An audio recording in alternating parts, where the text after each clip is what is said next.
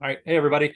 Cantina Club back for a poll discussion. We're going to talk about last week's poll that I put up early in the week, I think. But we've got a lot of good responses from this, and we're going to go through the results and talk about a couple of read a couple of comments and just discuss it, kind of what we feel and kind of who we voted for, what we voted for as we go through.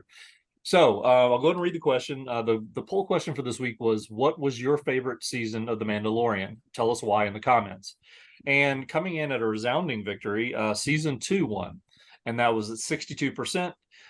Season one came in at 32%, and season three, the most recent one that just finished, only 6% of you thought that was your favorite season, which I found a little surprising. I mean, I thought it was the weakest of the three, but I didn't think it would be quite that You low think with there'd be more the voters. Mandalorian fans out there, like of the Mandalorian people and Right, their of story? the Mandalorian culture and getting Yeah. into the details of that.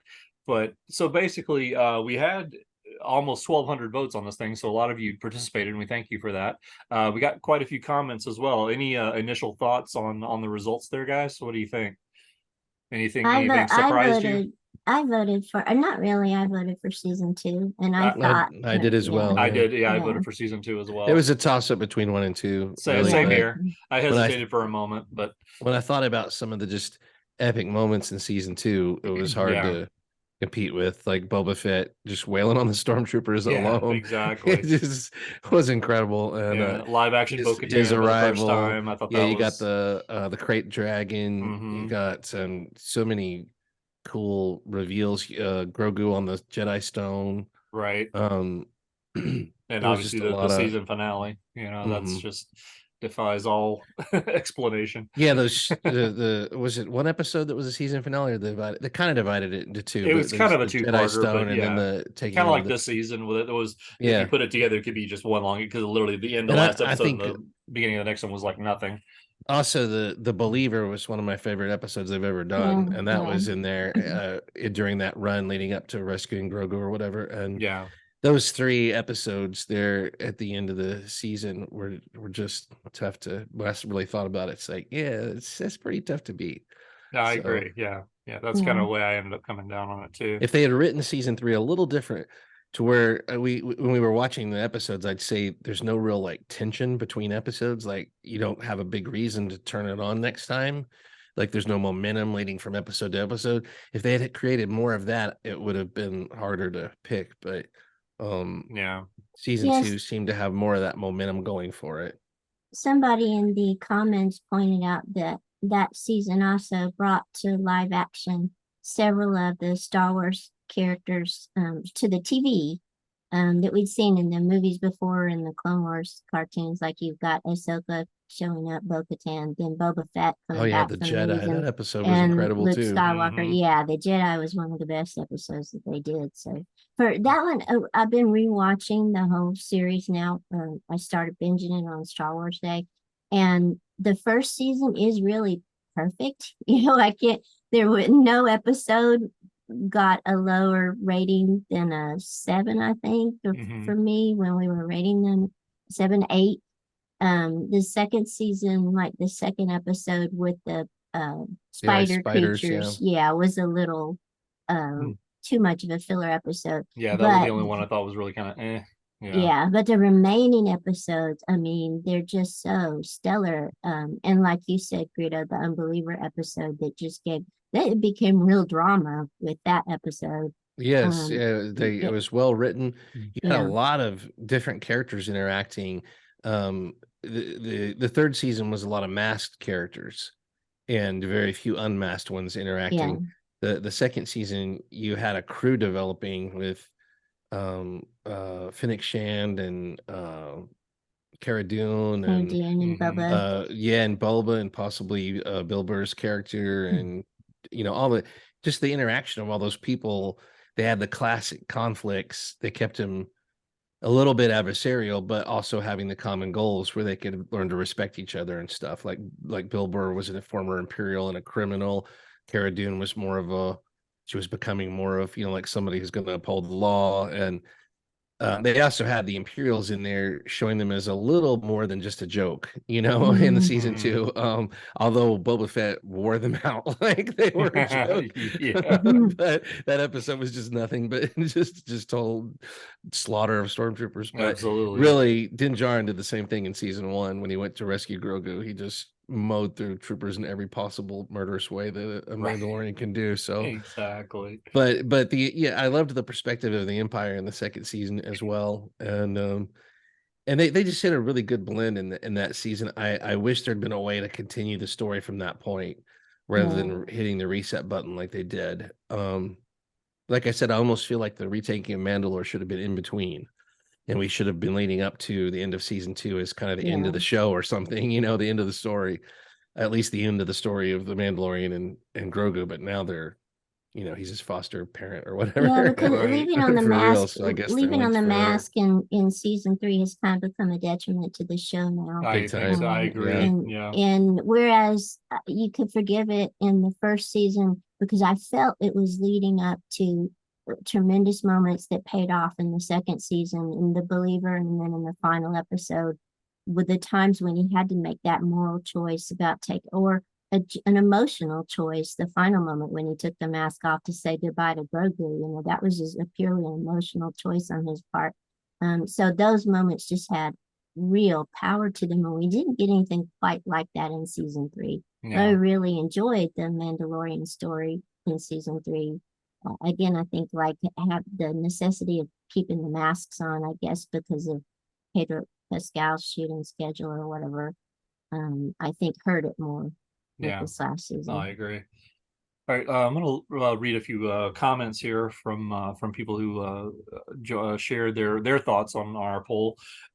First of all, speaking of Bill Burr, we've got David Mendoza commented that Bill Burr's scene in the Prisoner episode of season 2 was phenomenal. Such rage and heartbreak shown on his face as the memories of his division being wiped out replayed in his head. Coming from a guy that never was really into Star Wars, he certainly belongs in its galaxy. Yeah, I completely agree. I That believe was that was from The Believer, though. The the Prisoner, belief. they Oh, didn't right. go. He was more of just a kind of a cynical bastard in The Prisoner, Oh, but right, right, they gave right. him a backstory in The Believer. Yeah, but I think that's what he meant. That's what he meant. Yeah, I 100,000% agree. I was yeah, me stunned too. at what a great job Bill Burr, who's a comedian, you know, Hmm. and he really sold me on that character, accent and all. Oh, yeah, You know, exactly. Even with the accent. Yeah, yeah. yeah. I So I went into it kind of dreading it. What little I knew of Bill Burr at the time, thinking, oh, really? How's this going to work? And yeah, he completely made me a believer as well. So, absolutely. All right. I've got another one down here. Let me find the next comment I had. yeah, I Uh, wish they would bring him back again. Hopefully they will at oh some yeah, I'd point. like to But see that some yeah, way. All right, hopefully so they let him keep his edge though as a character and not just don't dumb him down. kind of, yeah, make him just there for comedic relief or something. Yeah. So from something random commented that season 1 is the most complete on the storytelling side, in my opinion. Everything was compelling and fit. I feel like it became what the fan base feared when the show first started by getting outside of the scope of the bounty hunter on his missions, trying to raise a son. But hey, what do I know? Well, I think you are onto something there, actually. Because I do agree with that. I was actually thinking the other day about how easily this show could have been completely different. If it had stuck with its original idea of just a bounty hunter on his missions, it would have been a very small story. It would have been a Mhm. linear small story versus now we're into, of course, full on Star Wars universe stuff here with bringing in all the outside characters and all the overarching themes of Star Wars. And I don't really have a problem with it either way.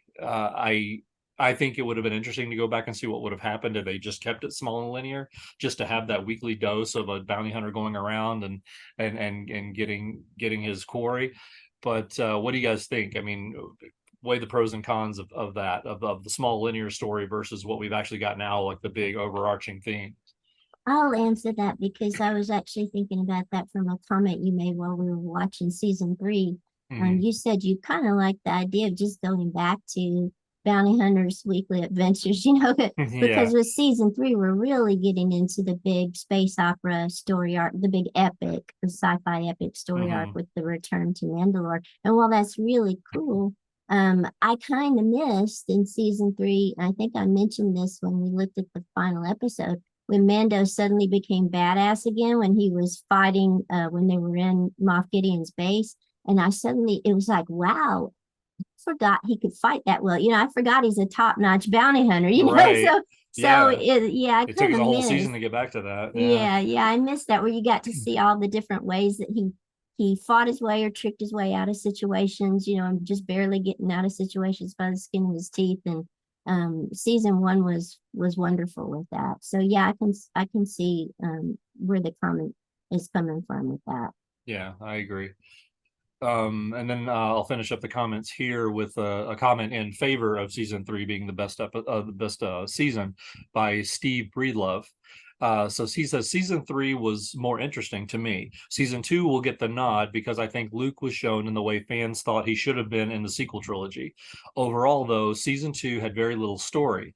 I mean, the entire story of the first 2 seasons were to take his kid to the wizard, and the rest was filler. Season 3 had a more of a way of world building and story substance, even though it was poorly executed and also contained filler.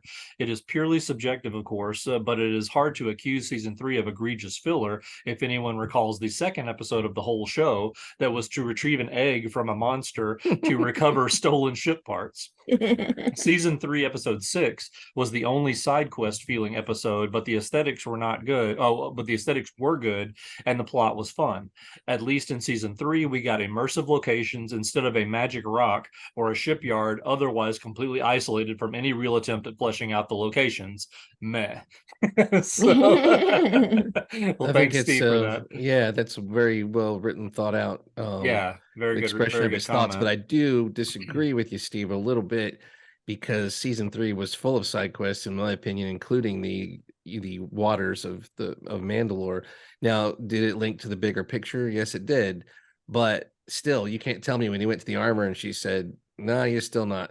Go to the waters or whatever." He's like, "Okay." That's definitely a Yeah. side quest straight from the armor, just like always, Yeah. And then he gets captured, and then Grogu gets a side quest. Go to Bo-Katan, get help, and there was a whole lot of just walking back and forth across the same sets in season 3, which showed me the forward momentum was kind of stalled in a lot of the season for me. But I'm not criticizing it too much. I like I said, I'll still take it every week over anything Absolutely. else.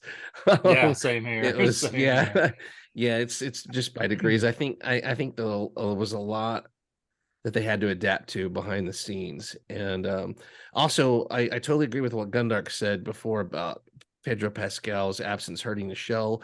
However, I don't want it to sound like I'm dissing Brendan Wayne, and I always forget the name of the guy who does the stunts, who does the fighting, hand-to-hand Yeah. fighting in the Mando suit. So much of Star Wars is an accumulation like of effort. Just try to go get a comprehensive autographs of Boba Fett on a Boba Fett picture. It's like 40 pages Yeah. by the time you're finished.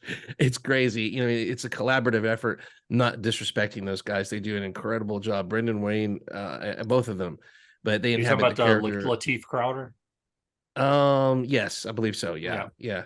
Um, yeah, they both do such an incredible job of inhabiting that character through the armor and the physical emotions and everything.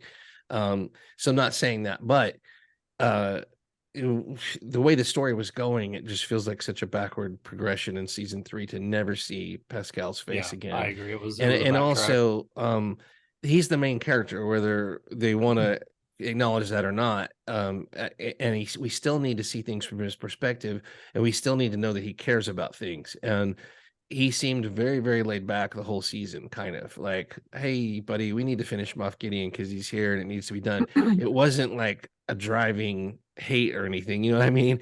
Like Hmm. he seemed just really calm, and um I still need stuff to motivate the main character and to know that what the main character wants, and that to get behind him. And when everything is just kind of relaxed, that's what the whole season felt like. It was like until those last 2 episodes that were joined together, you could just shut it off and come back whenever you wanted. I just didn't feel a momentum building in that season. So, I agree. Yeah, I'm there but with you. anyway, Steve had some great points there, but Yeah, I still think there was plenty of side quests. I think that's the name of the game in this show. You know, it is Side built like a quests, video game. Yeah.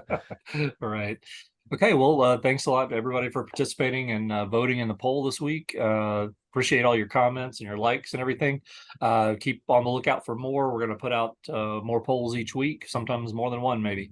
So just keep talking to us in the comments, and we'd love to hear from you. All right, thanks for watching. Thanks.